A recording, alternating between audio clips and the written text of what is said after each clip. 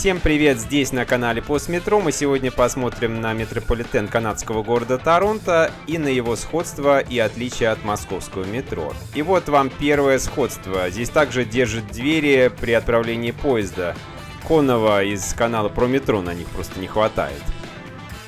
Торонто сильно вытянулся вдоль озера Онтарио, а также и вглубь от него. И в метро здесь похожая ситуация. Одна линия приходит из глубины города, разворачивается у главного вокзала Union Station и идет обратно параллельно самой себе. Ну а другая линия метро идет параллельно озеру на некотором расстоянии от него. Есть еще несколько небольших линий, но обо всем по порядку. А начнем мы наше сегодняшнее путешествие, спустившись на подземную станцию трамвая. Прямо здесь, у берега озера. Мы спускаемся на станцию трамвая, которая под землей. А проедем мы на трамвае под землей одну остановку, чтобы потом пересесть на метро на Union Station. Низкая совершенно платформа, верхний это Касьон. Это небольшой кусочек туннеля.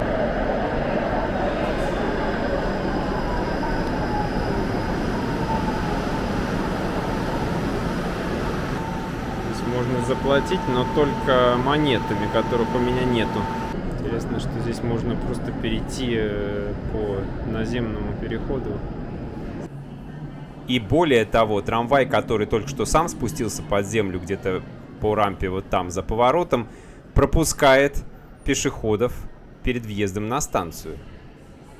Можете себе такое представить?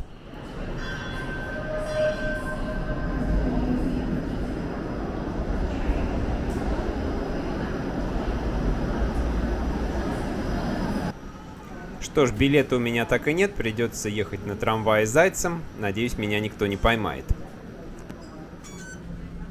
В трамвае тоже есть автомат по продаже билетов, но и здесь можно оплатить только монетами.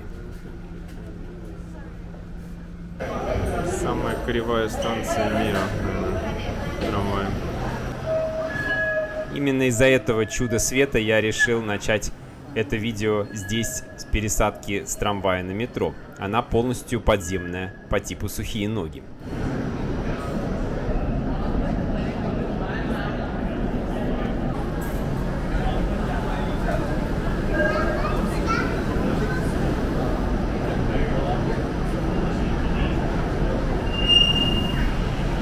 Там трамвай. И вот такая пересадка.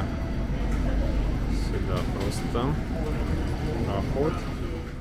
Не знаю, зачем здесь эти ограждения. Может быть, в часы пик так народ ограничивает немножко свободе передвижения. И здесь уже можно сразу пересесть на одну из линий метро, ведущую дальше в центр.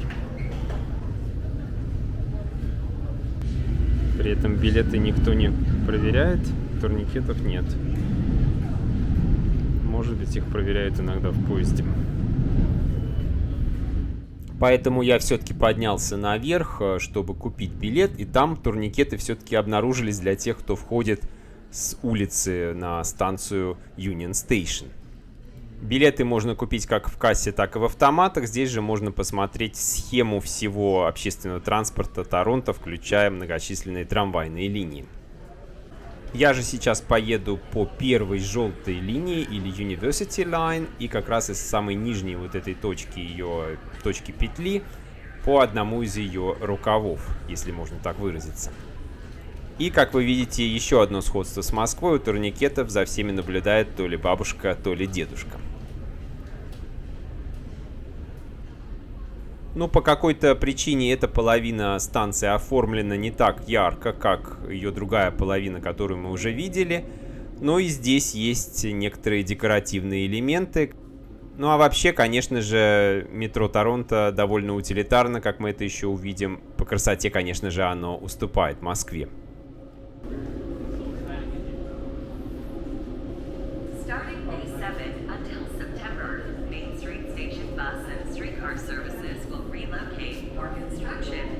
Поезда в этот воскресный день долго не было, и я решил пройти в торец платформы. И там оказалось, можно очень хорошо посмотреть на оборотные тупики, где прямо написано ограничение по скорости прямо на путях. И даже можно увидеть состав, который идет по соседнему пути. Здесь же есть запасной выход через вот такую неприметную дверь. А также надпись Mind the Gap, то есть обратите внимание на щель между платформой и поездом, как и в лондонском метро.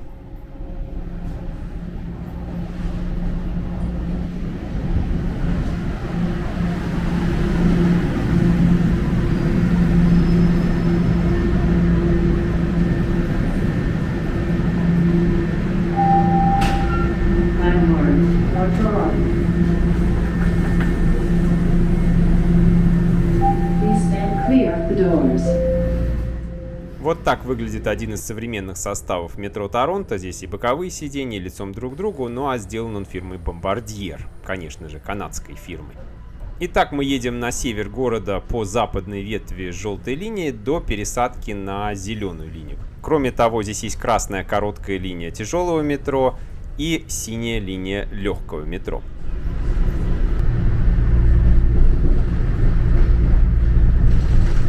Osgood Station. Doors will open on the left. Еще одно сходство с Москвой — это то, что платформы здесь длинные и, соответственно, составы длинные на двух главных линиях.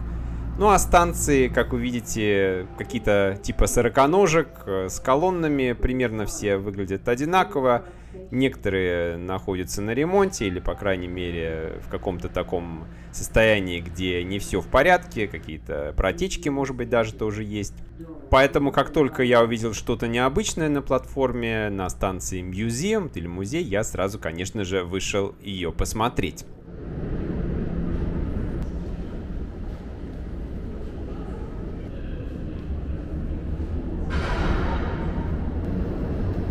Сфинкс. Вообще на станции довольно жарко. Конечно, не как в Египте, но могло быть и прохладнее.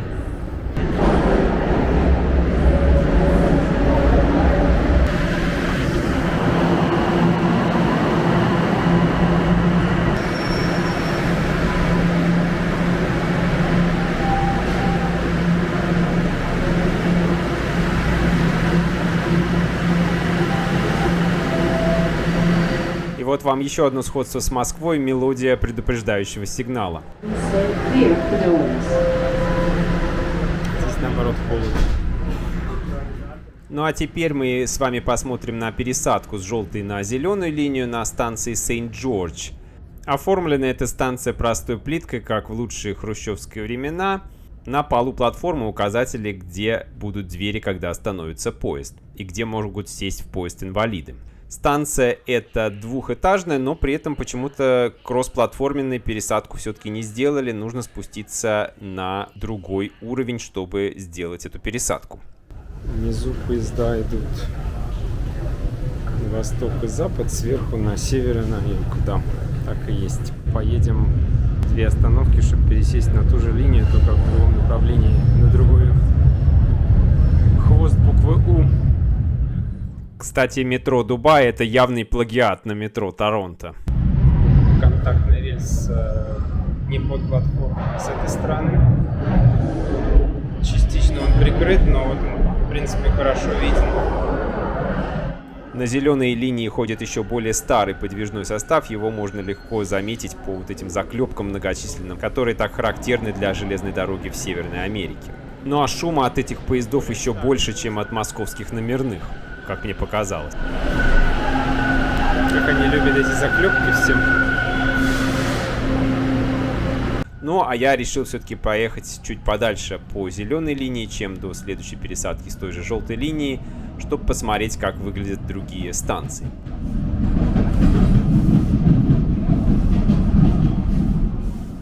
И как видите, как и в Москве, в Торонто есть свой двухэтажный метромост. Сверху шоссе, внизу идут поезда метро. Только пересекает этот мост не широкую реку, а достаточно узенькую речушку, плюс 2 огромных шоссе. И вы могли заметить, наверное, что достаточно высокая скорость у поездов. Это еще одно сходство с Москвой.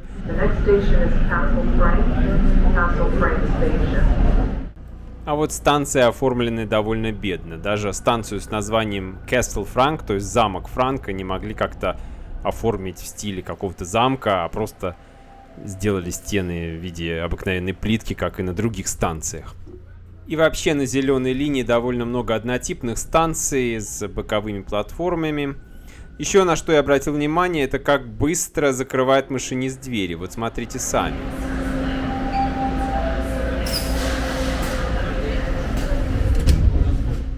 Я, конечно, понимаю, что в выходной день и достаточно мало пассажиров входит или выходит, но было непривычно.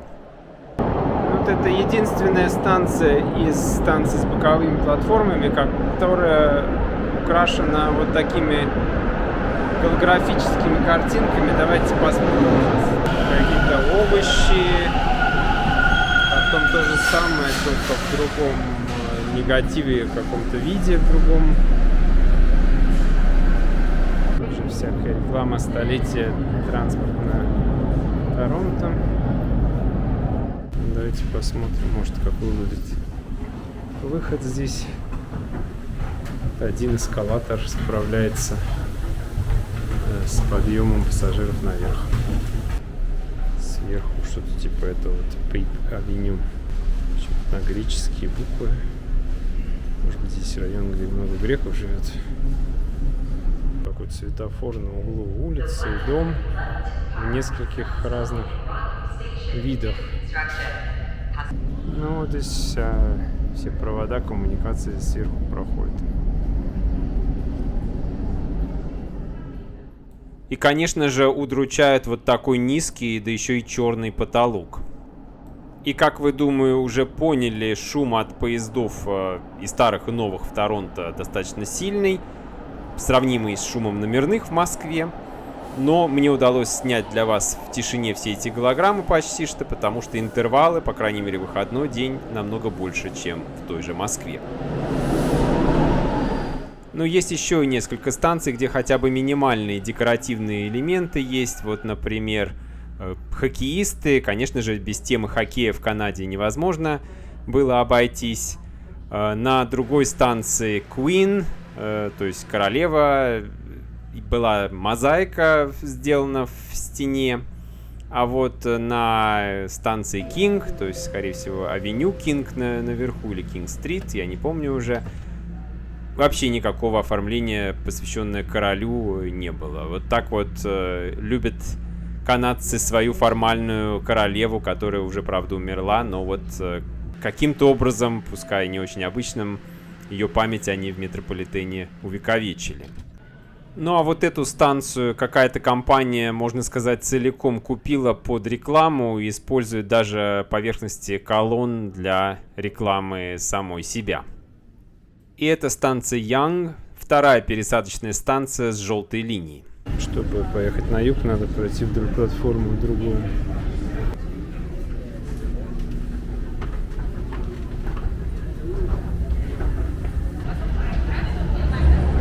Да, здесь вот пересадка просто крест-накрест на станцию с боковыми платформами на втором этаже.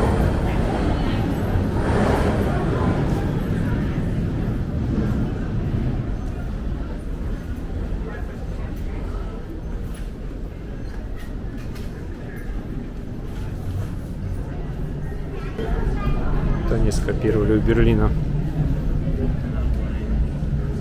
Это верхняя станция, называется Bloor.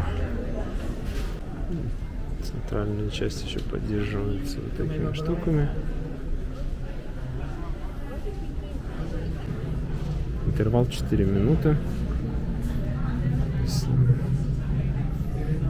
А здесь вот такой более широкий зал, который ничем не поддерживается.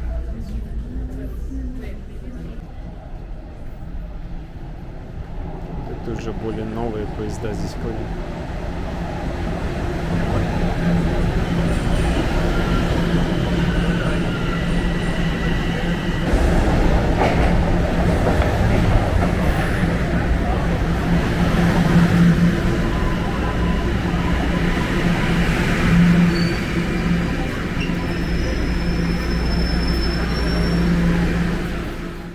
Что ж, давайте познакомимся теперь с поездами и станциями желтой линии, а также с ее перегонами, на которых могут быть довольно крутые повороты, что в московском метро не так часто встречается. Вот, например, наземная станция с крышей и стенами, аналогичная станции Филатов Луг или Прокшина, но здесь есть такие вот павильоны, в которых можно спрятаться от ветра, от холода. И для Канады это характерно, все-таки здесь погода такая же морозная, наверное, как и в России бывает, и довольно долго. А еще на открытых участках далеко от центра города можно сразу заметить, какие большие расстояния между зданиями здесь. И действительно, площадь Торонто 630 квадратных километров. Для сравнения, площадь Москвы внутри МКАД меньше 900 квадратных километров. При этом население Москвы там за 12 миллионов зашкаливает, а в Торонто население меньше 3 миллионов, ну плюс еще там окрестные города, которые почти с ним сливаются. Может быть, в целом около 5 миллионов, но на гораздо большей площади. И поэтому без метрополитена было бы совсем тяжело здесь людям, потому что такие большие расстояния нужно преодолевать, конечно же, только на скоростном настоящем пассажирском транспорте, который может перевезти много людей. Вот посмотрите, какая интересная станция построена в виде корабля, опять-таки наземная.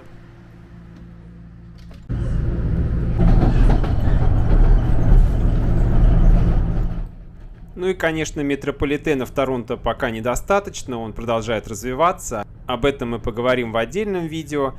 Поэтому многие пользуются по-прежнему автомобилями. Для этого здесь есть широкие дороги в большом количестве, но это не спасает город от пробок, как вы видите, а метрополитен как раз позволяет избегать этих пробок. Потому что лучше все-таки ехать, а не стоять, если вы, конечно, не в лимузине сидите.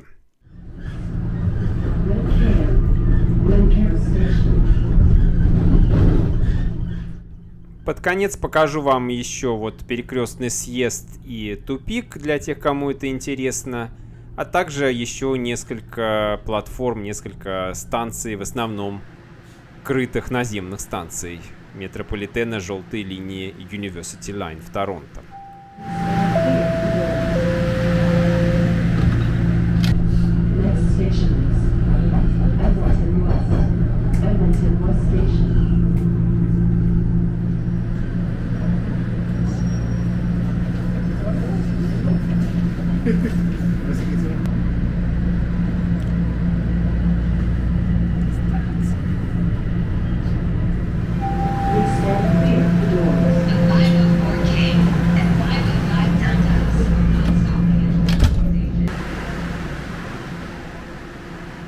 Ну и, наконец, я вернулся в центр Торонто, и на станции Сент-Эндрю я хочу выйти на поверхность, и давайте посмотрим, как здесь можно это сделать, как мне покинуть вот эту условную сороконожку, достаточно просто оформленную станцию, чтобы попасть на улицу.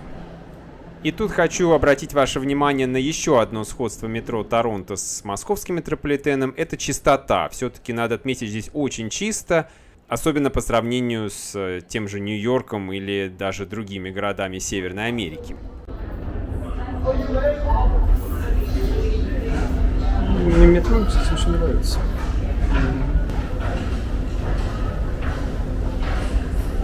Вот выходы совсем узенькие такие. О, Гёте-институт здесь находится почему-то.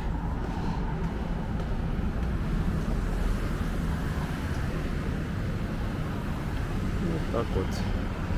Типичный центр. Это видео заканчивается, но это еще не все. Будет вторая часть про метрополитен Торонто, где мы закроем, можно сказать, легкое метро, которое здесь тоже есть. Посмотрим на строительные работы на открытом участке. Посмотрим на образцово-показательный транспортно-пересадочный узел. Увидим также, как строятся новые линии метрополитена, потому что метро Торонто активно развивается. Все это и многое другое во второй части, поэтому подписывайтесь на канал, ставьте на колокольчик обязательно, чтобы не пропустить, ставьте лайки, и до встречи в эфире. С вами был Евгений Матусов.